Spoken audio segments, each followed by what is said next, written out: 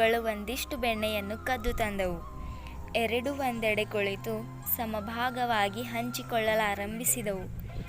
ಆಗ ನಿನಗೇಕೆ ಹೆಚ್ಚು, ನನಗೇಕೆ ಕಡಿಮೆ ಎಂದು ಕಚ್ಚಾಡಲಾರಂಭಿಸಿದವು. ಆಗ ಅವು ಮೂರನೆಯವನ ಬಳಿ ಹೋಗಿ ಹಂಚಿಕೊಂಡರಾಯಿತು ಎಂದು ಯೋಚಿಸಿದವು. ಅಲ್ಲಿಂದ ಸ್ವಲ್ಪ ದೂರದಲ್ಲಿ ಮಂಗವೊಂದು ಕಂಡಿತು. ಎರಡು ಬೆಕ್ಕುಗಳಿಗೆ ಬಹಳ ಸಂತೋಷವಾಯಿತು. ಅವು ಮಂಗನ ಬಳಿಗೆ ಬಂದು ತಮ್ಮ ಸಮಸ್ಯೆಗಳನ್ನೆಲ್ಲ ತಿಳಿಸಿದವು. ಆಗ ಮಂಗನು ಅದನ್ನು ಬಗೆಹರಿಸಲು ಒಪ್ಪಿಕೊಂಡಿತು. ಒಂದು ತಕ್ಕಡಿಯನ್ನು ತರಿಸಿ ಎರಡೂ ಕಡೆ ಒಂದಿಷ್ಟು ಬೆಣ್ಣೆಯನ್ನು ಹಾಕಿತು.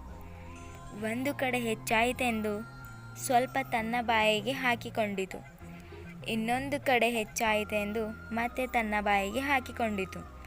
ಹೀಗೆ ಒಟ್ಟಿನಲ್ಲಿ ಮಂಗವು ಸಂಪೂರ್ಣ ಬೆಣ್ಣೆಯನ್ನು ಖಾಲಿ ಮಾಡಿ ಸುಮ್ಮನೆ ಹೊರಟು ಹೋಯಿತು. ಆದರೆ ಬೆಕ್ಕುಗಳು ಮುಖ ನೋಡುತ್ತಾ ಸುಮ್ಮನೆ ಕುಳಿತವು. ನೀತಿ: ಪರಸ್ಪರ ಸಹಕಾರ ನೀಡಬೇಕು.